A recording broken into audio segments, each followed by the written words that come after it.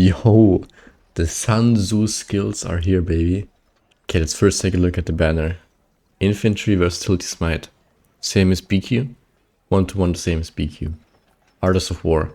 And the first thing that pops to my mind, first thing I see, rage requirement 900. 900 rage requirement. Oh my god. This commander's troop immediately gains military sage effect for 5 seconds and deals smite damage. 3k damage factor, we saw this in the last video, in the teaser video. They showed the expertise. And then when dealing smite damage to enemy troops, this commander's troops also deals 20% of this smite damage as fixed true damage to up to 2 enemy troops in a fan. This effect can be triggered up to 1 time per second. So I believe with the expertise this is 30%. We're gonna check it out later. And the next skill, War of Peace, is the stat skill, like the regular stat stick. 25% march speed. That's more than BQ and Liuche. Holy moly. Let's check those out for a minute. Hold up. This guy got 20% march speed, 50% stats. What does Liuche have? I know Liuche is old, but still. 20% defense, 20% march speed, and 20% skill damage reduction. So this guy only has 20% stats, but has 20% skill damage reduction. And this Tzu guy has 20% health and 30% attack and 25% march speed. But only works in a field troop. So immediately disqualified from rallies and garrisons. You can say goodbye to that, only field troop. Let's look at the next skills.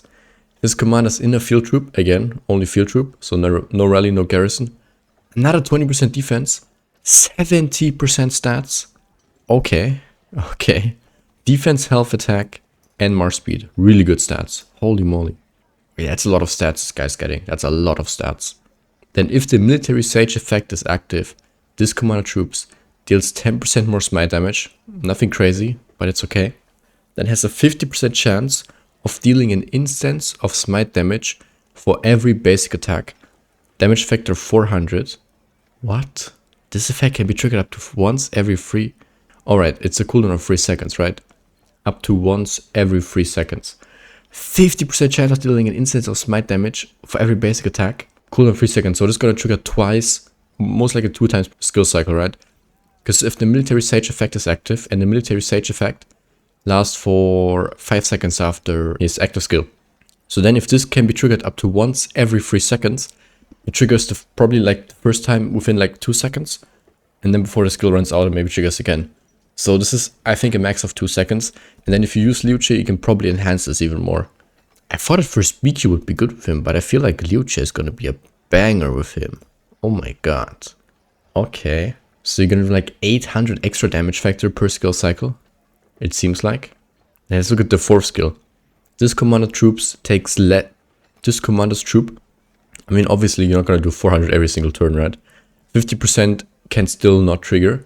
So you have a 5-second window, and in 5 seconds, with a 3-second cooldown, you have to trigger twice.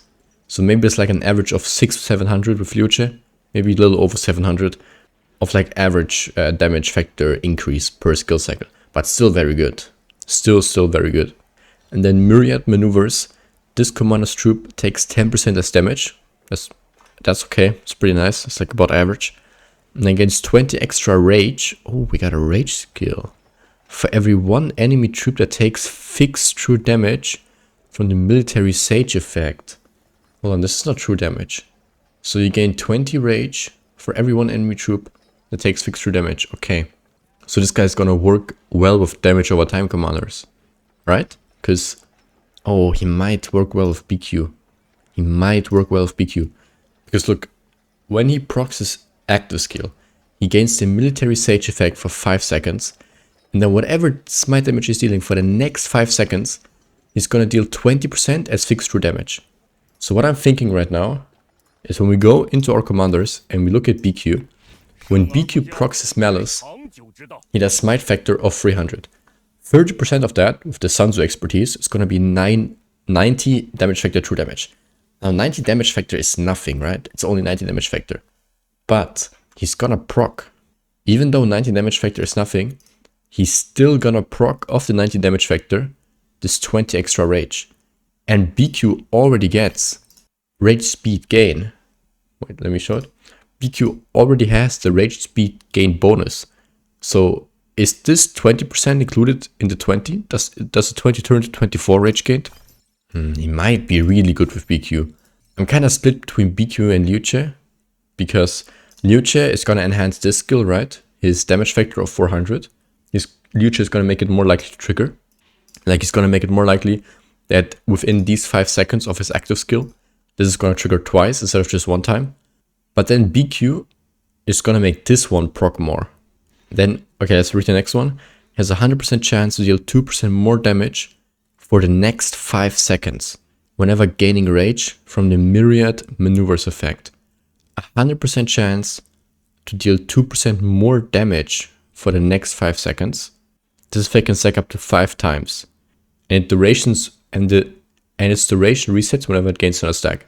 Okay, I feel like this is a perfect pair with BQ. Because every time BQ does one of his Hallux procs, assuming it's within 5 seconds of Sun Tzu's active skill, Sun Tzu is then gonna go ahead and do active true damage, which gains him rage and increases the damage of the march by up to 10%. So this is quite a good combination right there. It's a very good synergy. And then just gonna be his expertise, right? Where it's 30%, yep. That's the only thing that changes. Oh, and this is the garrison commander. Okay, I didn't even see this guy. The boneless Ivar. Infantry conquering defense. Oh no, sorry. He's rally, not garrison, that's my bad. But defense on a rally commander? Hold on. Is that normal? It feels weird. Okay, let's read. Falcon's Judgment. Target type AoE, 1000 rage on this guy. Deals smite damage to up to 3 enemy troops in a fan. Damage factor 2.5k. Every additional target reduces damage dealt to each target by 15%. That's pretty standard, even though the damage factor is quite low, 2.5k for a rally. For the next 3 seconds, this commander gains 15 extra rage per second. So 45 rage over 3 seconds. That's alright. Still kind of low on the damage factor. I wish it'd be more, like maybe 2.8k for a free target. And Ironheart Vow. This commander's infantry units gain 10% health, 20% march speed, 30% attack. Okay, 40% stats is pretty normal on a rally garrison. If we take a look back into the game, we look at the most recent one. What's the most recent one? Is Shapur the most recent one? No, he's not. Is Shapur the most? Anyways, so Shapur got 20% health, 30% attack. So actually got 50% stats. 40% is more for garrison, right? Like the most recent rally got 50% stats and also 20% and then 20% extra. Oh, this is okay, but his attack is on a proc skill. Okay, so that doesn't count. That's not fair. Let's look at Zubatai. I think he's the one before. So Zubatai is 20 and 30. Okay, he just gains straight up 50% stats. What was the last garrison? Hector was released, but he's leadership, so it's kind of different for him. But he has 40%, but of course for all troops. Then my stupid, didn't we get a garrison? Right, we got Henry. No, not Henry. David. David has 35%, but 10% skill damage reduction. I don't know. It's kind of low, I'm not gonna lie. This feels kind of low. Doesn't feel like that good of a stat stick. You know, 10% health, 30% attack. His next skills have to carry him. When attacking cities or strongholds, this commander's troop deals 20% more smite damage. Okay, that's pretty good. Infantry units in this commander's troop deal 10% more damage against calves. But if this were normal damage, it would be better. Because you usually launch like an infantry rally to like tank and you want it to get swarmed, right? Because you need a pair for Scipio Emilianus. This commander's troops has a 50% chance to gain 30 extra rage when dealing smite damage. This can be triggered once per second. But no cooldown on this either. So this is better with like somebody who does damage over time. Because there's no cooldown on this. Do they hate cooldowns now? Okay, so if you have someone who does damage over time, this can give you a lot of rage. Like a lot of rage. Then let's look at the 4th skill and expertise. This commander is leading a rally attack. Their rallied army takes 10% less combo attack damage. Wait, hold on. More damage against calves, and you take less combo. So this guy is made to counter David, right? That's his goal. And then he deals an instance of smite damage to the attacker whenever the rallied army is hit with a basic attack. Now this is good. This is a good one. Damage factor 200. You might think 200 damage factor is low, but if you consider when you have a rally with like 3 million troops, 200 damage factor still hits like a truck. I mean, it's not that much, but it's still gonna be like a 10k proc maybe. With 3 million troops. It's like a basic attack basically. It's like doing an extra basic attack. If this received attack is part of a combo attack, their rallied army Gains a 10% bonus to all damage for the next 3 seconds. Oh wow. This effect can be triggered for up to 7 times per second. Oh, so this guy is anti-swarm. This effect can only be triggered once per 1 enemy troop per second. Okay, once per enemy troop. And the cooldown is 2 seconds. So you have 2 seconds cooldown, and then on the 3rd second, you're gonna do 7 times 200 damage factor. So 1.4k damage factor to all people swarming you. That is not bad. And then if you have a combo swarmer, you also get 10% more all damage. Or if the garrison is combo, you also get this. So if the garrison is not combo, you don't want to swarm this guy with a combo march, because then you just buff his all damage. It's going to be very hard to coordinate on the field, like almost impossible. Then this commander troops takes 10% less normal damage. Okay, that's the expertise. That's just an extra skill, right? It's not a destined defense. It's not an upgrade. No, just an extra skill. Okay, 5th skill. Less normal damage. That's alright.